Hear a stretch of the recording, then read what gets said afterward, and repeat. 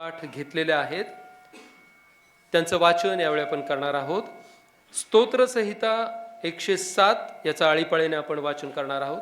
स्तोत्रसंहिता 107 आणि यातील 1 ते 22 ही वचन आपण आळीपाळीने वाचूयात आणि शेवटचं वचन सर्वजण मिळून आपण वाचणार आहोत. स्तोत्रसंहिता 107 1 ते 22 वचन आणि 22वे वचन सर्वजण मिळून आपण म्हणणार आहोत. स्तोत्र क्रमांक 107. परमेश्वराचे उपकार स्मरण करा, कारण तो चांगला आहे आणि त्याची दया सनातन आहे.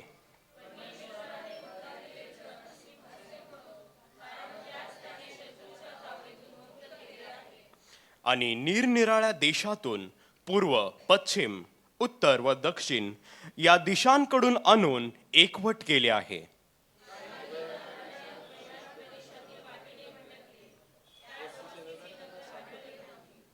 ते भुकेले व तानेले असल्यामुळे त्यांचा जीव त्यांच्या ठाई व्याकुळ झाला.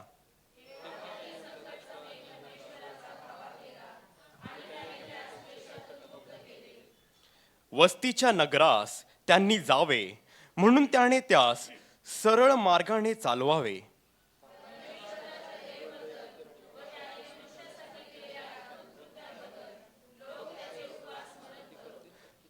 कारण त्याने तानेल्या जीवास तृप्त केले, भुकेल्या जीवास उत्तम पदार्थांनी संतुष्ट केले.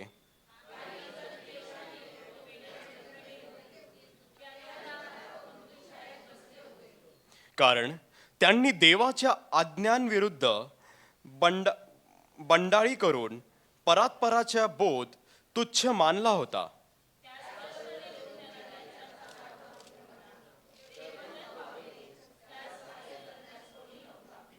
तेव्हा त्यांनी संकटसमयी परमेश्वराचा धावा केला आणि त्याने त्यास क्लेशातून मुक्त केले.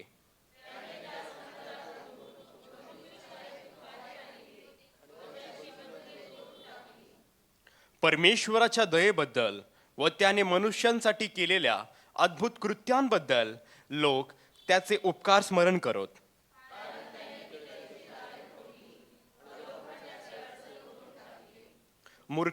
मूर्खांना त्यांच्या दुराचारामुळे व त्यांच्या दुष्कृत्यांमुळे पीडा भोगावी लागते.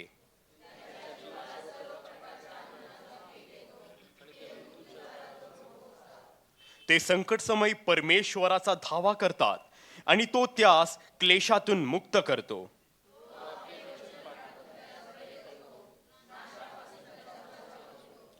परमेश्वराच्या दयेबद्दल व त्याने मनुष्यांसाठी केलेल्या अद्भुत कृत्यांबद्दल लोक त्याचे उपकार स्मरण करत. ते त्याला उपकार स्मरण रूपी यज्ञ अर्पत व स्तोत्रे गाऊन त्यांची कृत्ये वर्णवत. परमेश्वर करो वाचले वचन आशीर्वादित हो. परमेश्वराच्या नावाला मान महिमा करो. आमेन. पिता पुत्र आणि पवित्र आत्मा यास गौरव असो.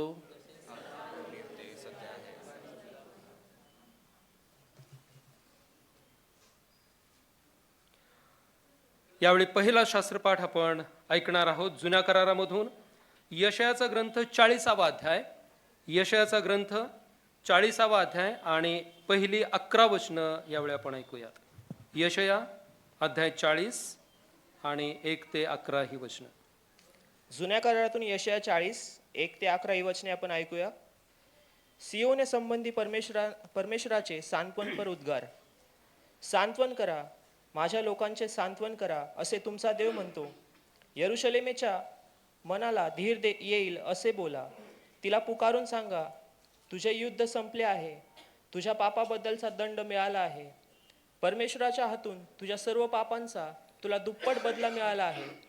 घोषणा करणाऱ्यांची वाणी ऐकू येते की अरण्यात परमेश्वराचा मार्ग सिद्ध करा, आमच्या देवासाठी रानात सरळ राजमार्ग करा.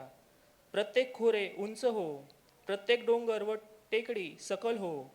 उंच सकल असेल ते सपाट हो व खडकाळीचे मैदान हो, म्हणजे परमेश्वराचे गौरव प्रगट होईल आणि सर्व मानवजाती एकत्र मिळून ते पाहिल. कारण हे बोलणे परमेश्वराच्या तोंडचे आहे. घोषणा कर, अशी वाणी ऐकू आली तेव्हा कोणी एक म्हणाला, काय घोषणा करू? सर्व मानवजाती गवत आहे, तिची सर्व शोभा वनातल्या फुलासारखी आहे. गवत सुकते, फूल कोमेजते, कारण परमेश्वराचा फुंकर त्यावर पडतो. लोक खरोखर गवतच आहेत. गवत सुकते, फूल कोमेजते, पण आमच्या देवाची वचने सर्व काळ कायम राहते. सियोने सुवार्ता सांगणारे उंच डोंगरावर चढ. यरुशलेमे सुवार्ता सांगणारे, आपला स्वर जोराने उंच कर उंच, भिवू नको. यहुदाच्या नगरास म्हण, तुमचा देव पहा. पहा, प्रभू परमेश्वर पराक्रमासारखा येत आहे. त्याचा भुज त्याचे प्रभुत्व चालविल. पहा, वेतन त्याच जवळ आहे व प्रतिफळ त्याच्या हाती आहे. मेंढपाळाप्रमाणे तो आपल्या कळपास चारील. कोकरे आपल्या कवेत घेऊन उराशी धरून वाहील आणि पोरे पाजणाऱ्यांस सांभाळून नेईल. आमेन. नवीन करारामधून पत्राचं वाचन यावेळी पण करणार आहोत. रोमकारास पत्र 15वा अध्याय आणि 4 ते 13 ही वचनं यावेळी पण ऐकूया. रोमकारास पत्र अध्याय 15 आणि 4 ते 13 या वचनांचं वाचन आपण ऐकूया. रोमकारास पत्र 15वा अध्याय 4 ते 13 आपण ऐकूया. धीराच्या व शास्त्रापासून मिळणाऱ्या उत्तेजनाच्या योगे आपण आशा धरावी म्हणून जे काही शास्त्रात पूर्वी लिहिलेले ते सर्व आपल्या शिक्षणाकरता लिहिले. आता तुम्ही एकमताने व एकमुखाने आपल्या प्रभू येशू ख्रिस्ताचा जो पिता आणि देव त्याचा गौरव करावा म्हणून धीर व उत्तेजन देणारा देव असे करो की ख्रिस्त येशूप्रमाणे तुम्ही परस्पर एक चित्त व्हावे. परराष्ट्रीय म्हणून देवाच्या गौरवाकरता ख्रिस्ताने आमचा स्वीकार केला तसा तुम्ही एकमेकांचा स्वीकार करा. कारण मी असे म्हणतो की देवाच्या सत्याकरता ख्रिस्त सुनता झालेल्या लोकांचा सेवक झाला, असे की पूर्वजांना दिलेली अभिवचने त्याने निश्चित करावी आणि परराष्ट्रीयांनी त्याच्या दयेमुळे देवाचा गौरव करावा. शास्त्रात असे लिहिले आहे की म्हणून परराष्ट्रामध्ये मी तुझे स्तवन करील व तुझ्या नावाचे स्तोत्रे गाईन. परराष्ट्रीयांनो त्याच्या प्रजेबरोबर जय जयकार करा असे तो पुन्हा म्हणतो. सर्व परराष्ट्रीयांनो परमेश्वराचे स्तवन करा आणि सर्व लोक त्याचे स्तवन करोत असेही तो पुन्हा म्हणतो. आणखी यशया म्हणतो, ईशायाला अंकुर फुटेल, तो परराष्ट्रीयावर अधिकार करण्यास उभा राहील, त्याच्यावर परराष्ट्रीय आशा ठेवतील. आता आशेचा देव विश्वास ठेवण्यामुळे तुम्हाला संपूर्ण आनंदाने व शांतीने भरो. आशा करता की तुम्हाला पवित्र आत्म्याच्या सामर्थ्याने विपुल आशा प्राप्त व्हावी. देवा वाचली सर्व वचनं आपणा सर्वकरता आशीर्वादाची करो. त्याच्या नावाला मान सन्मान करो आता आणि सदा सर्व काळ असो. आमेन. आमेन. शुभवर्तमानाचं वाचन यावेळी आपण करणार आहोत. आपण सर्वजण उठून उभं राहूयात. आजच्या दिवसाकरता जे शुभवर्तमान घेण्यात आलेलं आहे, लूककृत शुभवर्तमान याचा 3रा अध्याय. लूककृत शुभवर्तमान अध्याय 3 आणि 1 ते 6 ही वचनं यावेळी आपण ऐकूया. लूककृत शुभवर्तमान 3रा अध्याय आणि पहिली 6 वचनं आपण ऐकू. बाप्तिस्मा करणारा योहान मग तिबिरिय कैसर याच्या राज्याच्या 15व्या वर्षी पंतय पिलात यहुदियाचा अधिकारी असता व हेरोद गालिलाचा मांडलिक राजा असता व त्याचा भाऊ फिलिप हा इतुरिया व त्राखोनिती या देशांचा मांडलिक राजा असता व लुसनिय हा अबिलेनेचा मांडलिक राजा असता. हन्ना व कैफा यांचे प्रमुख याजक पण असता. जखर्याचा मुलगा योहान याला रानात देवाचे वचन प्राप्त झाले. तेव्हा तो यार्देनेच्या सभोवतालच्या सर्व भागात पापांच्या क्षमेसाठी पश्चातापाचा बाप्तिस्मा गाजवित आला. यशया भविष्यवादी याच्या वचनांच्या पुस्तकात लिहिले आहे त्याप्रमाणे हे झाले. ते असे, रानात ओरडणाऱ्याची वाणी, प्रभूचा मार्ग तयार करा, त्याच्या वाटा नीट करा. प्रत्येक खोरे भरले जाईल व प्रत्येक डोंगर व टेकडी खालावली जाईल आणि वाकडी सरळ होतील व खडबडीत वाटा सपाट होतील आणि सर्व मनुष्य प्राणी देवाचे तारण पाहतील. या ठिकाणी आजच्या दिवसाकरता नेमलेलं शुभवर्तमानाचं वाचन समाप्त होत आहे. मंडळीनं कृपया खाली बसा.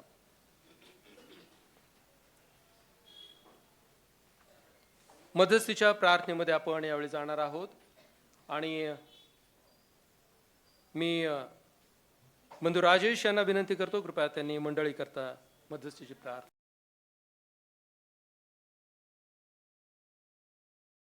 करू. सर्व समर्थ ईश्वरा, तुला धन्यवाद देतो, आम्ही तुझे आभार मानतो. पित्या परमेश्वरा, तुझ्या पवित्र वचनाकडं आम्ही आमचं चित्त लावावं, ते लागावं, आणि परमेश्वरा तुझं पवित्र वचन आमच्या अंतःकरणामध्ये आम्हाला उतरवून घेता यावं, तुझा निरोप आमच्या अंतःकरणामध्ये आम्हाला उतरवून घेता यावा. म्हणून परमेश्वरा आम्हाला सहाय्य कर, आम्हाला तुझ्या ठाई एकाग्र कर. येशू ख्रिस्त आमचं तारणारा याच्याद्वारे मागितलं म्हणून तो ऐक बापा, आमेन. सर्वांना प्रभू येशू ख्रिस्ताच्या प्रिय आणि गोड नावात सलाम. डिसेंबर महिना सुरू झालेला आहे, 7 दिवस झाले. मागच्या रविवारी चुकून जास्ती गर्दी होती की काय असं वाटलं, कारण 5वा रविवार होता आणि लोक फसले बहुतेक, है की नाही? फसले असावेत की जनरली 4 रविवार असतात आणि मागच्या रविवारी खूप जास्ती गर्दी होती.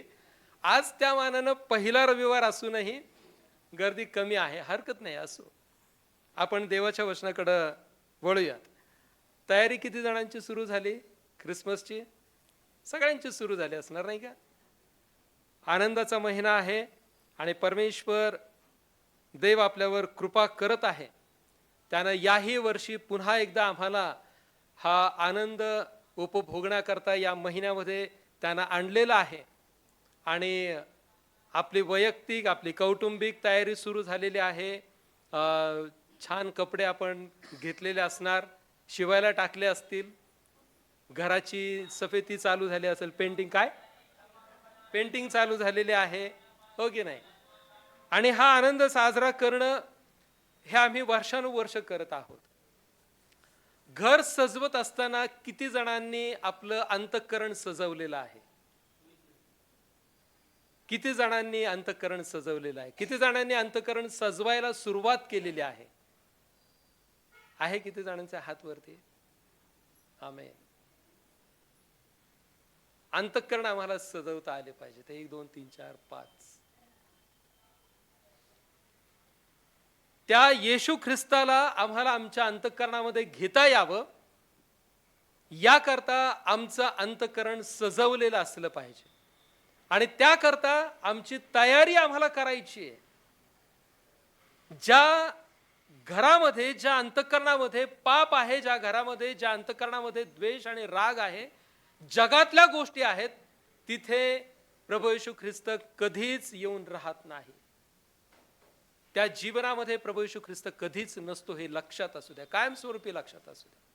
आणि म्हणून आम्हाला, जरी आम्ही जगिक दृष्टिकोनातून आमच्या कुटुंबाची तयारी करायला सुरुवात केलेली असेल, आनंदाची गोष्ट आहे, परंतु आमचं आध्यात्मिक जीवन देखील तितकंच सजवलेलं असलं पाहिजे की ज्या सजवलेल्या जीवनाकडे बघून आम्हाला, आमच्या तारणाऱ्याला आमच्याकडे पाहून हे वाटलं पाहिजे की मला या घरामध्ये, या अंतःकरणामध्ये जायचं आहे. का तो आजही आमच्या अंतःकरणाच्या बाहेर उभा आहे, ठोकत आहे. अजून एकाचंही अंतःकरण आमच्यापैकी कुणीही उघडलं गेलेलं नाही का? कुणी उघडलेलं नाहीये का? आजही 2025 वर्षानंतर का त्याला दारामध्ये तिष्ठत उभं राहावं लागत आहे? कधी आम्ही विचार केला या गोष्टीचा? चला आज आपण बघूयात की आमच्या अंतःकरणामध्ये काय नसायला पाहिजे. जे शास्त्रपाठ आपण वाचलेले आहेत, यशाचा ग्रंथ याचा 40वा अध्याय, आणि त्यामधून काही गोष्टी पाहणार आहोत.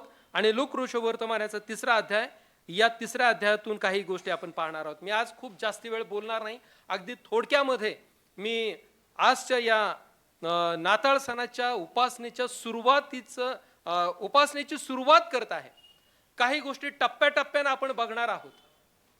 थेट 25 तारखेला जाऊन भिडेपर्यंत आमच्या अंतःकरणाची आम्हाला तयारी कशा पद्धतीने केली पाहिजे, आणि टप्प्याटप्प्याने आपण ते पाहण्याचा प्रयत्न करू. यशाच्या ग्रंथामध्ये 40व्या अध्यायामध्ये बाप्तिस्मा करणाऱ्या योहानाबद्दलची माहिती आपल्याला मिळते. त्या यशायानं जे भाकीत केलं होतं 7व्या आणि 9व्या अध्यायामध्ये प्रभू येशू ख्रिस्ताबद्दल, तोच यशया आता योहानाबद्दल देखील भाकीत करत आहे.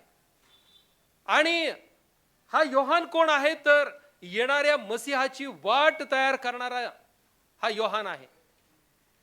त्याच्याबद्दल पुकारा करून सांगणारा हा योहान आहे.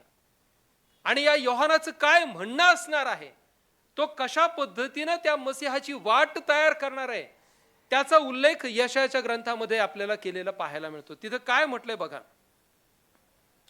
रानात ओरडणाऱ्या कोणा एकाची वाणी म्हणते, तुम्ही यहोवाचा मार्ग तयार करा, आमच्या देवासाठी रानात सडक सपाट करा. प्रत्येक खोरे उंच होईल, प्रत्येक डोंगर व टेकाड सखल केले जाईल. जे उंच सखल आहे ते सारखे करण्यात येईल आणि खरबरीत जागा सपाट केल्या जातील आणि यहोवाचा महिमा प्रगट होईल आणि सर्व मानव एकत्र मिळून तो पाहतील, कारण यहोवाचे मुख हे बोलले आहे. परमेश्वराचं मुख हे बोललं आहे. काय बोललं आहे? परमेश्वरानं काय सांगितलं आहे? काही गोष्टी फार महत्वाच्या सांगितलेल्या आहेत या ठिकाणी.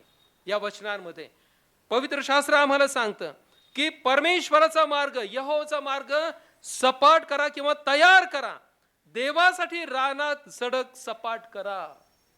आता भौतिक दृष्टिकोनातून ज्यावेळेस आम्ही पाहतो, त्यावेळेस JCB घेऊन आम्हाला रानात जाऊन रानातली सगळी उंच सखल ज्या गोष्टी आहेत आणि ज्या जागा आहेत त्या आम्हाला सपाट करायच्यात का? आम्हाला हातामध्ये कुदळ फावडं घेऊन ज्या गोष्टी आम्हाला रस्त्यानं चालताना दिसतील, जिथे खड्डे आहेत तिथे जाऊन भर टाकायची आणि जिथे टेकाड आहे ते टेकाड बुजवत चालायचं, हा या वचनांचा अर्थ आहे का प्रियांनो? या वचनांचा आध्यात्मिक अर्थ जो आहे तो फार महत्वाचा आहे आणि आमच्या वैयक्तिक आणि कौटुंबिक जीवनाकरता ते फार महत्वाचं आहे. आम्ही ख्रिस्ती म्हणून आमचं जीवन ज्यावेळेस जगतो त्यावेळेस आमचं अंतःकरण हे सजवलेलं असलं पाहिजे त्या तारणाऱ्या करता.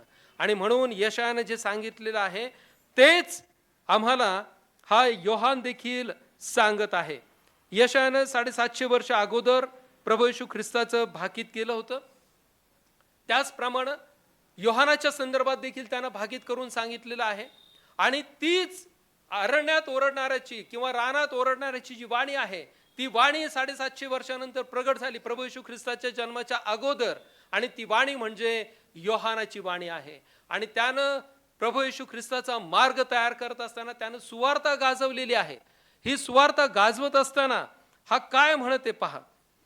त्यावेळेस योहान काय म्हणतो, तेव्हा तो यार्देनेच्या सभोवतालच्या सर्व भागात पापांच्या क्षमेसाठी पश्चातापाचा बाप्तिस्मा गाजवित आला. यशया भविष्यवादी याच्या वचनांच्या पुस्तकात लिहिले आहे त्याप्रमाणे हे झाले. ते असे, रानात ओरडणाऱ्याची वाणी, प्रभूचा मार्ग तयार करा, त्याच्या वाटा नीट करा. प्रत्येक खोरे भरले जाईल, प्रत्येक डोंगर व टेकडी खालावली जाईल आणि वाकडी सरळ होतील व खडबडीत वाटा सपाट होतील आणि सर्व मनुष्य प्राणी देवाचे तारण पाहतील. आमेन. सर्व मनुष्य प्राणी देवाचे तारण पाहतील. केव्हा आम्ही तारण पाहणार आहोत? सर्व मनुष्य प्राणी परमेश्वराचे तारण केव्हा पाहतील? आमच्या समोर प्रश्न आहे. आम्ही तारण बघितलंय का? जे तारण शिमोनाने पाहिलेलं होतं, किती सुंदर प्रसंग आहे तो.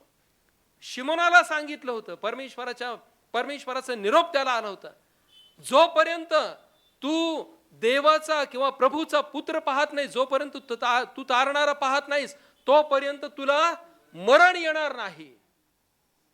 आणि ज्यावेळेस तो शिमोन आपल्या थरथर त्या हातामध्ये त्या बालकाला घेतो आणि तो प्रार्थना काय करतो परमेश्वराकडं, या दुसऱ्या अध्यायाच्या 25व्या वचनापासून पुढे फार सुंदर तो प्रसंग लिहिलेला आहे. तिथे हा शिमोन प्रार्थना काय करतो माहिती आहे का? बघा, हे प्रभू, तू आता आपल्या वचनाप्रमाणे आपल्या दासाला शांतीने जाऊ देतोस, कारण माझ्या डोळ्यांनी तुझे तारण पाहिले आहे. शिमोन काय म्हणत आहे?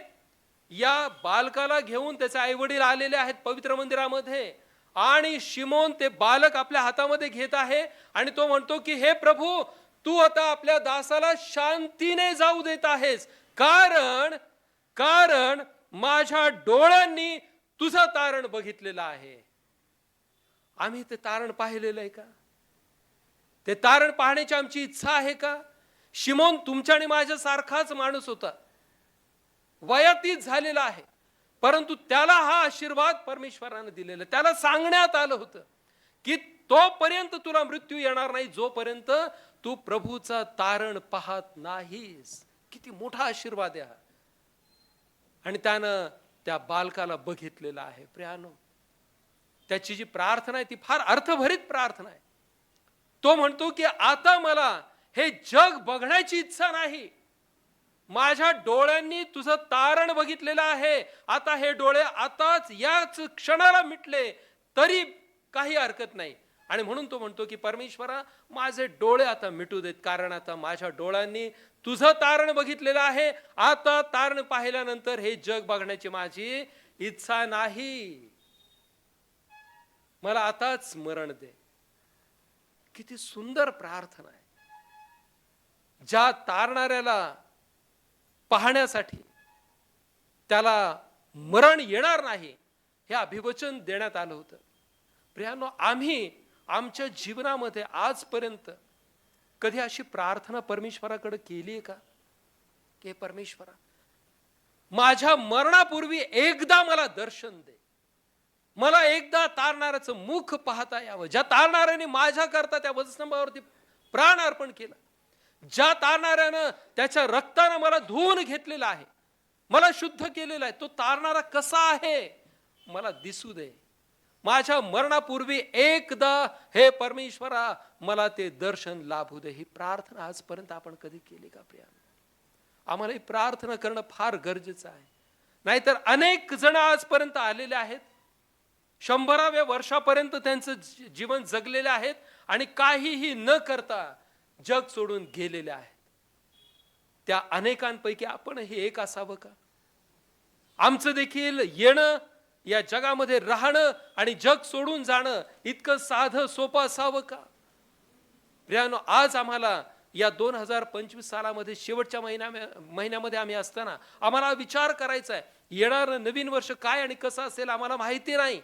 परंतु या नव्या वर्षामध्ये आम्ही ही इच्छा प्रगट करूयात. आजपासून आम्ही प्रार्थना करू, परमेश्वरा, तुझं तारण आम्हाला आमच्या डोळ्यांनी पाहायचंय. तुझं तारण मला माझ्या डोळ्यांनी पाहायचं आहे.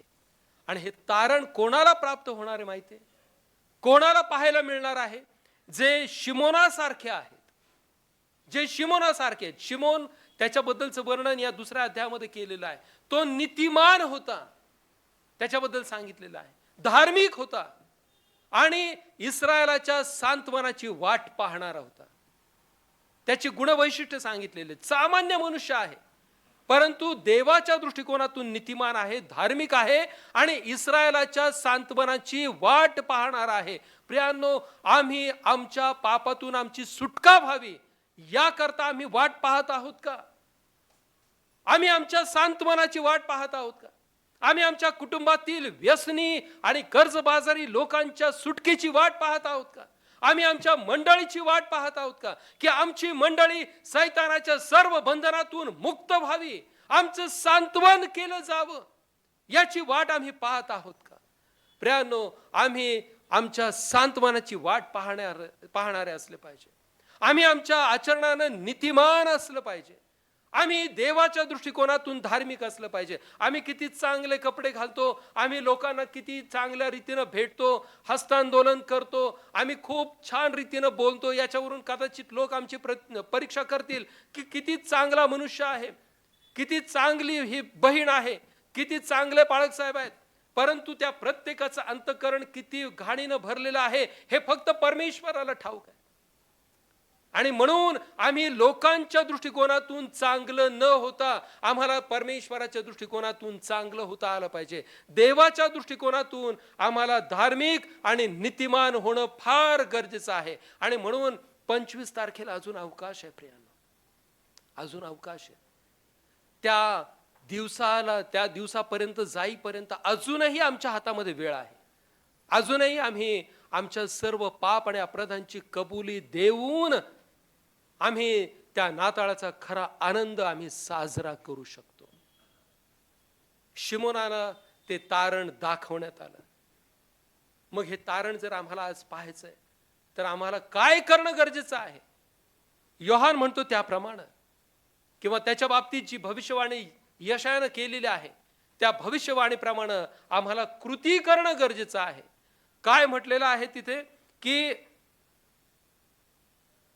रानात ओरडणाऱ्याची वाणी म्हणाली, प्रभूचा मार्ग तयार करा. आता कशा पद्धतीनं प्रभूचा मार्ग तयार करायचा, आम्ही नेमकं काय करायचं आहे?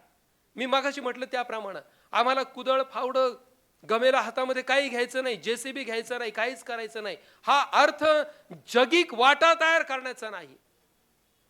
किंवा जगामध्ये जिथे कुठे डोंगर आहेत, जिथे कुठे दऱ्या आहेत, ते डोंगर उखडायचे आणि ती दरी भरायची, हा त्याचा अर्थ नाही. हा थेट अर्थ तुमच्या आणि माझ्या अंतःकरणाशी रिलेटेड आहे, तुमच्या आणि माझ्या काळजाशी संबंधित आहे. आम्हाला वाटा सपाट करायचे म्हणजे काय, तर आमचं अंतःकरण जे आहे ते सरळ करायचं आहे. कुणाशी सरळ करायचं आहे? जे वाकडं झालेलं आहे ते परमेश्वराशी सरळ करायचं आहे. आमचं अंतःकरण कुणाशी सरळ करायचं आहे? आमचं अंतःकरण आमच्या मंडळीतल्या लोकांशी सरळ करायचं आहे. जे आमचे एकमेकांबरोबरचे संबंध बिघडलेले आहेत, वाकडे झालेले आहेत, ते वाकडे झालेले मार्ग आम्हाला सरळ करायचे आहेत. देवाबरोबरचं आमचं जे नातं आहे, जे बिघडलेलं आहे, पापामुळे बिघडलेलं आहे, देवाला न आवडणाऱ्या गोष्टींमुळे बिघडलेलं आहे, ते नातं आम्हाला पुन्हा एकदा सरळ करायचं आहे. तो जो मार्ग परमेश्वराकडे जातो, त्या मार्गात आम्हाला ज्यावेळेस उभं राहायची वेळ येणार आहे, तो मार्ग प्रियांनो सरळ असणं फार गरजेचं आहे. आमच्या झालेल्या चुका आम्हाला पुन्हा आठवायच्या आहेत.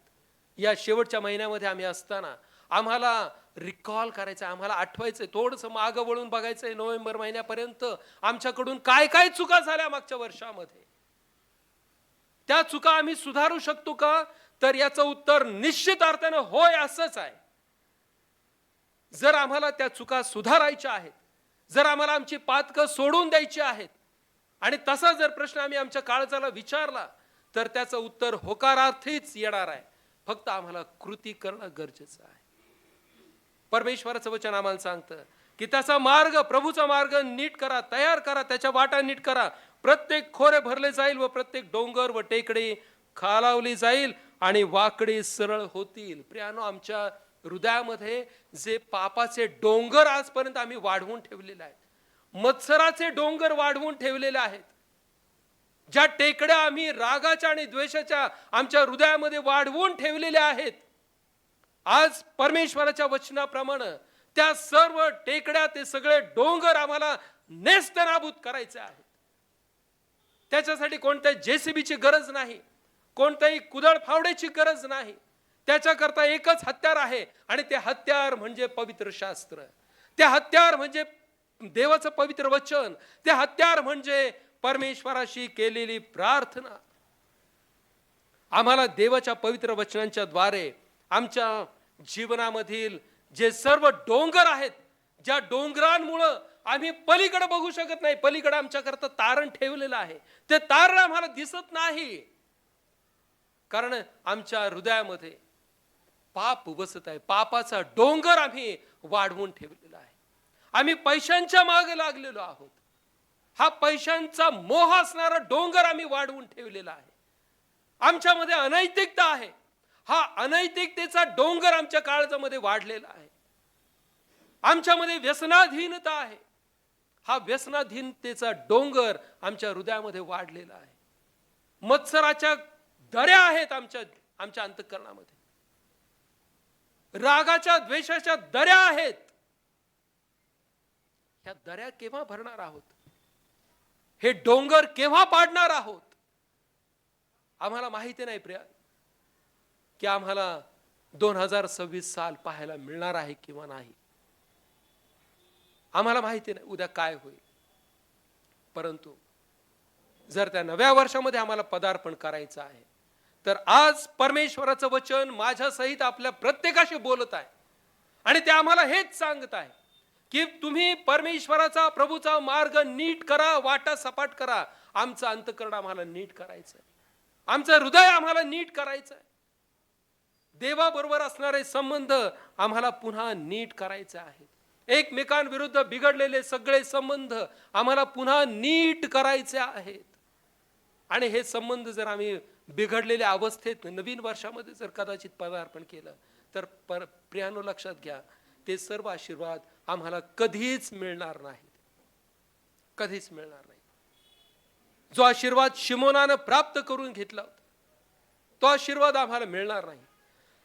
आजपर्यंत आम्ही जसं जगत आलो, ज्याप्रमाणे आमचे दिवसांमागून दिवस गेले, महिन्यांमागून महिने गेले, वर्षांमागून वर्ष गेलेले आहेत. 70, 80, 90 वर्ष आम्ही जगलो.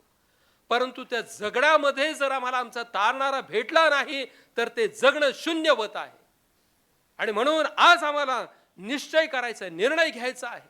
आम्हाला आमचा तारणारा पाहायचा आहे का?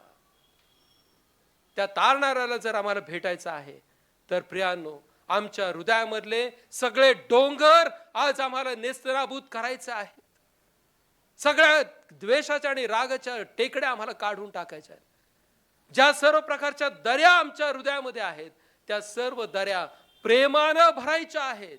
प्रेमरज्जूंना त्या दर्या भरायच्या आहेत. प्रीतीनं, एकमेकांच्या कळवळ्यानं, एकमेकांबद्दल असणाऱ्या आदरानं त्या दर्या पुन्हा एकदा भरून काढायच्या आहेत की ज्या मागील काही दिवसांमध्ये, वर्षांमध्ये सुकून गेल्या होत्या. ते प्रेम जे आहे ते आटलेलं होतं. तो आदर जो आहे तो निघून गेला होता.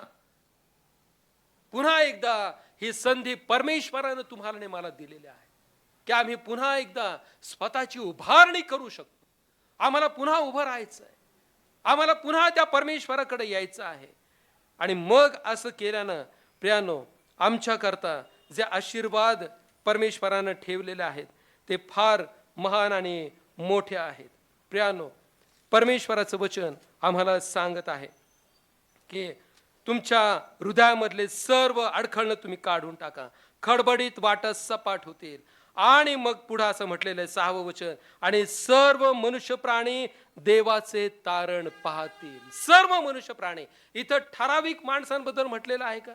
नाही. याचाच अर्थ काय आहे की प्रत्येकाच्या अंतःकरणामध्ये अशा प्रकारचे डोंगर आहेत, अशा प्रकारच्या टेकड्या आहेत, अशा प्रकारच्या दऱ्या आहेत, वाटा खराब झालेल्या आहेत, वेड्या वाकड्या झालेल्या आहेत. आणि म्हणून इथं बसलेल्या आम्हा प्रत्येकासाठी आज परमेश्वराचं वचन हेच आहे.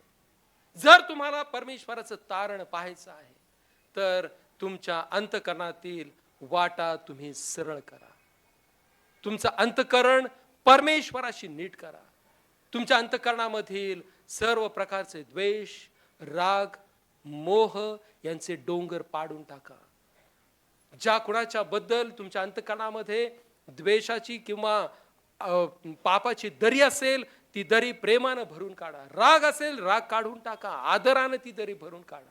आणि म्हणून आज या वचनाकडं आम्ही आमच्या वैयक्तिक आणि कौटुंबिक दृष्टिकोनातून पाहत असताना प्रियांनो, आम्हाला थोडा वेळ आम्हाला रिकॉल करायचंय स्वतःला. आम्हाला पुन्हा एकदा सिंहावलोकन करायचंय. आम्हाला पाठीमागं जाऊन पाहायचंय.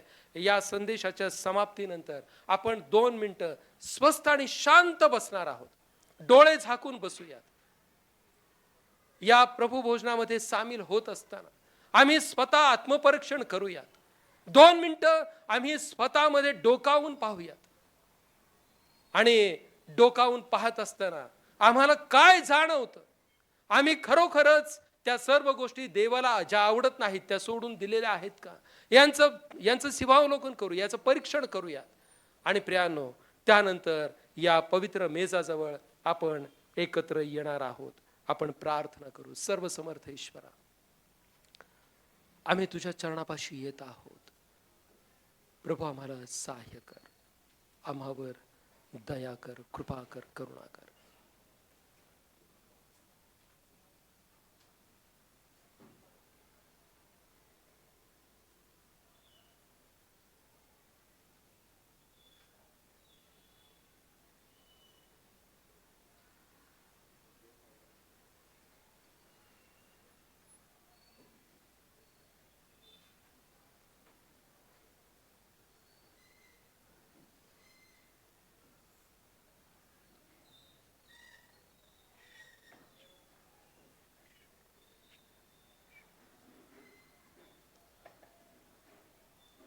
सर्वसमर्थ ईश्वरा, तुला आम्ही धन्यवाद देतो. आम्ही तुझे उपकार मानतो प्रभू.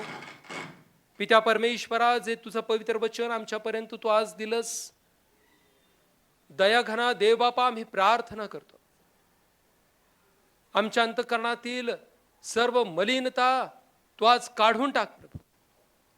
तुला न आवडणाऱ्या सगळ्या गोष्टी आमच्यामधून काढून टाक. आणि प्रभू परमेश्वरा बापा, आम्हाला तो तारणारा पाहता यावा, याकरता प्रभू परमेश्वरा आमचे आध्यात्मिक डोळे तू उघड.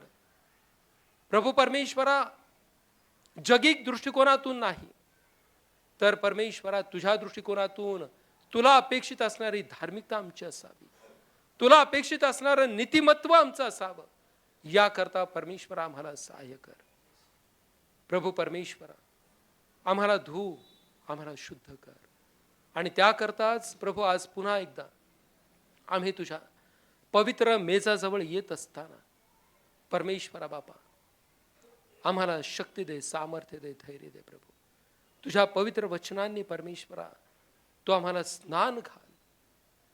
आणि प्रभूजी, तुझ्या गौरवाकरता एक नवीन मनुष्य तू आम्हाला तयार कर, अशी आग्रहाची आणि कळकळीची प्रार्थना करतो.